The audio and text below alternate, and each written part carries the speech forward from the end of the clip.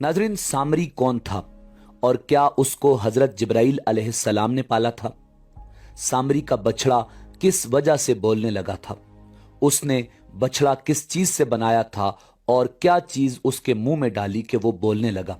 और सामरी का अंजाम क्या हुआ? यही हमारी आज की वीडियो का मौजू होगा। और आज हम आपको बनी इसराइल के 70 मर कर जिंदा होने वाले आदमियों का वाकया भी सुनाएंगे। नाजरीन, फिरौन की हलाकत के बाद बनी इसराइल उसके पंजे से आजाद होकर सब ईमान ले आए और हजरत मूसा अलैहिस्सलाम को अल्लाह रब्बुल इज्जत का यह हुक्म हुआ कि वो 40 रातों को कोहे तूर पर इतिकाफ करें। उसके बाद उन्हें किताब तौरात दी जाएगी। हजरत मूसा अलैहिस्सलाम अल्लाह रब्बुल इज्जत के हुक्म के मुताबिक कोहे तूर पर चले गए और बनी इसराइल को अपने भाई हजरत हारून अलैहिस्सलाम के सपुर्द कर दिया। आप 40 दिन तक दिन भर रोजादार रहकर सारी रात इबादत में मशगूल रहते और इधर सामरी को बनी इसराइल को गुमराह करने का मौका मिल गया। नाजरीन, बनी इसराइल में एक हरामी शख्स था जिसका नाम सामरी था, जो तिबी तौर पर इंतहाई गुमराह आदमी था। उसकी मां ने बरादरी में रुसवाई और बदनामी के डर से उसको पैदा होते ही पहाड़ के एक गार में छोड़ दिया था। और ये अल्लाह रब्बुल इज्जत का हुक्म था और वो बेहतर जानता है। हजरत जिब्राइल अलैहिस्सलाम ने अल्लाह रब्बुल इज्जत के हुक्म से उसको अपनी उंगली से दूध पिला पिला कर पाला था, इसलिए ये हजरत जिब्राइल अलैहिस्सलाम को पहचानता था।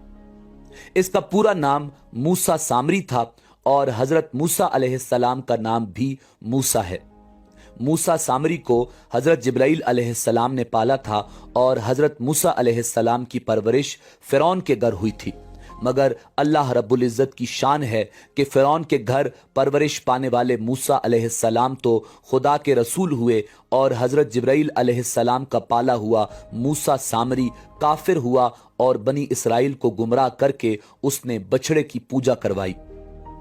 नाजरीन, जिन दिनों हजरत मूसा अलैहिस्सलाम कोहे तूर पर मोतकिफ थे, सामरी ने आपकी गैर मौजूदगी को गनीमत जाना और ये फितना बर्पा कर दिया कि उसने बनी इसराइल के सोने चांदी के जेवरात को मांग कर पिघलाया और उससे एक बछड़ा बनाया और हजरत जिब्राइल अलैहिस्सलाम के घोड़े के कदमों की खाक जो उसके पास महफूज थी, उसने वो खाक बछड़े के मुंह में डाल दी तो वो बछड़ा अल्लाह रब्बुल इज्जत के हुक्म से बोलने लगा।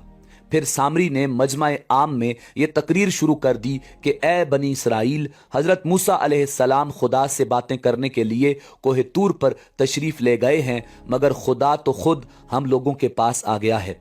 और बछड़े की तरफ इशारा करके बोला कि यही खुदा है। सामरी ने ऐसी गुमराह कुन तकरीर की कि बनी इसराइल को बछड़े के खुदा होने का यकीन आ गया और वो बछड़े को पूजने लगे। और 12,000 आदमियों के सिवा सारी कौम ने चांदी सोने के बछड़े को बोलता देखकर उसको खुदा मान लिया और उसके आगे सरबसजूद होकर उस बछड़े को पूजने लगे।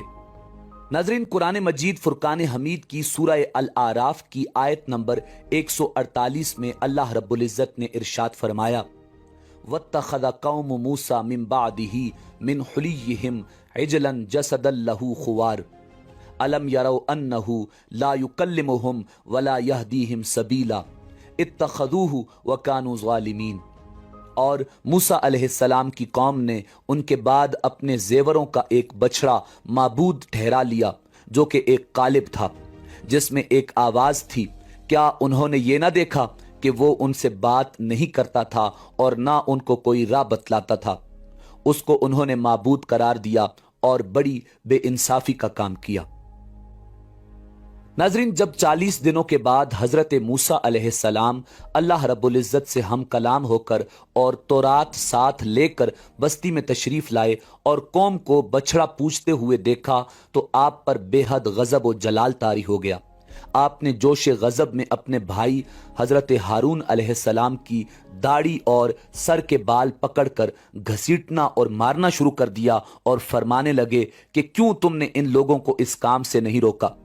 हजरत हारून अलैहिस्सलाम माजरत करने लगे, जैसा कि कुरान मजीद में है, कहा, ए मेरे माँ जाए, कौम ने मुझे कमजोर समझा और करीब था कि मुझे मार डालें तो मुझ पर दुश्मनों को न हंसा और मुझे जालिमों में न मिला।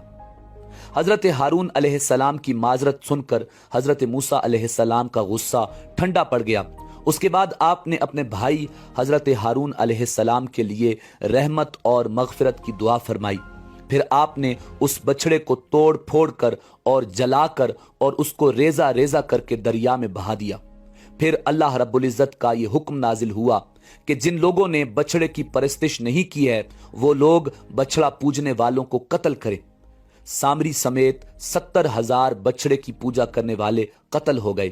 اس کے بعد یہ حکم نازل ہوا کہ حضرت موسیٰ علیہ السلام 70 آدمیوں کو منتخب کر کے کوہ طور پر لے جائیں اور یہ سب لوگ بچڑا پوجنے والوں کی طرف سے معذرت طلب کرتے ہوئے یہ دعا مانگیں کہ بچڑا پوجنے والوں کے گناہ معاف ہو جائیں۔